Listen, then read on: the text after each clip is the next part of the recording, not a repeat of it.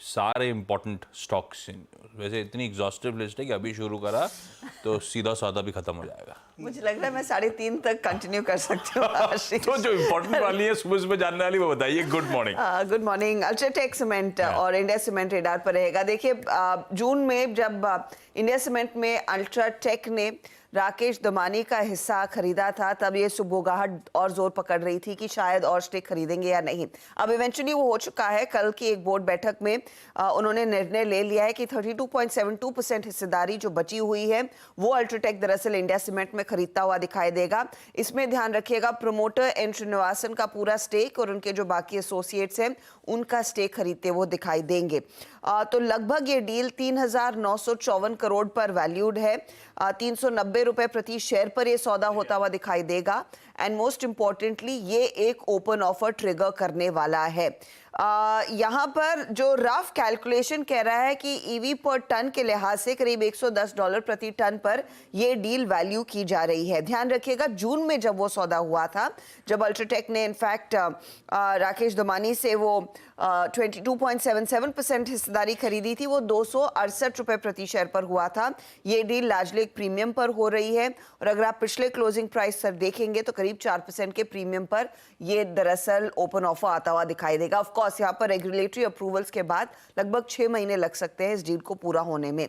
तो आप सारे सीमेंट कंपनियां मोस्ट इंपॉर्टेंटली अल्ट्राटेक फेवर में रखेंगे और इंडिया सीमेंट में इसका क्या रिएक्शन आता है वो भी देखेंगे और बाकी ये जो साउथ की यूनिवर्स है वो भी रेडार पर रहेगी। तो ये आज सबसे बड़ी डेवलपमेंट है।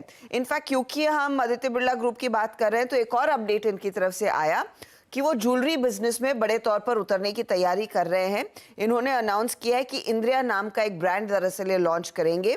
इसका इम्पैक्ट अब टाइटन, कल्याण ज्वेलर्स, सेनको, बाकी जो लिस्टेड कंपनियां हैं उस पर्सपेक्टिव में देखेंगे। कंपनी ने कहा है कि करीब 5,000 करोड़ अगले कुछ सालों में ये इन्वेस्ट करते हुए दिखाई देंगे और एक बहुत बड़ा format and top few players में ये अपनी गिनती करना चाहते हैं। उस लिहाज से पोजीशनिंग वो अपनी करते हुए दिखाई देंगे। तो इसका एक ओवरहैंग देखने को मिल सकता है बाकी लिस्टेड पेयर्स के सामने। अब आते हैं नंबर्स पर। तो नंबर्स के लिहाज से एक बड़ा वीकेंड था। आईसीआईसीआई बैंक के नतीजे आ चुके हैं। मुनाफा एक बीट है, 14.5% का इजाफा, 11,000 करोड़ के ऊपर का मुनाफा कंपनी ने डिलीवर किया, जहां पर 10,500 करोड़ के आसपास का अनुमान था। ब्याज से आय 7% बढ़कर आई है। ये इनफैक्ट हल्का सा मिस है लेकिन आप इनलाइन कह सकते हैं क्योंकि 19,579 करोड़ का अनुमान था, 19,553 करोड़ की डिलीवरी हुई है। मार्जिन्स जो हैं वो 4.36% के आसपास दिखाई दे रहे हैं वर्सेस 4.4%। एसेट क्वालिटी में थोड़ा सा सुधार है ग्रॉस एनपीए और नेट एनपीए लेवल पर। स्लिपेजेस थोड़े से बढ़ते हुए दिखाई दिए, करीब 15% का इजाफा और लार्जली किसान क्रेडिट कार्ड का प्रेशर देखने को मिल रहा है जो कंपनी ने डिटेल्स शेयर किए हैं अपनी कॉन कॉल में। डिपॉजिट्स में वृद्धि है 15% ईयर ऑन ईयर, लेकिन क्वार्टर ऑन क्वार्टर एकदम फ्लैट है। साथ ही साथ एडवांसेस भी ईयर ऑन ईयर 15% बढ़े हैं, क्वार्टर ऑन क्वार्टर करीब 3.2% बढ़ते हुए दिखाई दे रहे हैं। कंपनी कह रही है कि रिटेल लोन पोर्टफोलियो 17% बढ़ा है क्वार्टर ऑन क्वार्टर। तो ये हाइलाइट्स है। आईसीआईसीआई बैंक इंपॉर्टेंट रहेगा। इंडसइंड बैंक के भी नतीजे आए। नेट प्रॉफिट 2% बढ़ा है 2171 करोड़ पर, उम्मीद से कम है आंकड़ा। ब्याज से आय 11% बढ़कर आई है 5,408 करोड़, ये भी उम्मीद से कम है।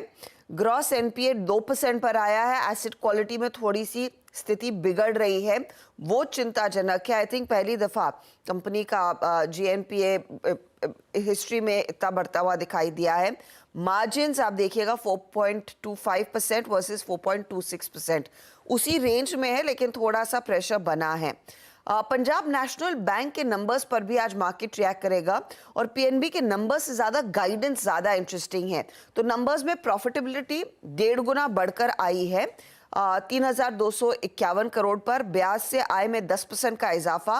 एसेट क्वालिटी अगर आप देखिए 0.77% से बढ़कर 0.89% ग्रॉस एनपीए आया है। नेट एनपीए से कोई कंप्लेन नहीं है, 5% से कम है, वो बेहतर हुआ है।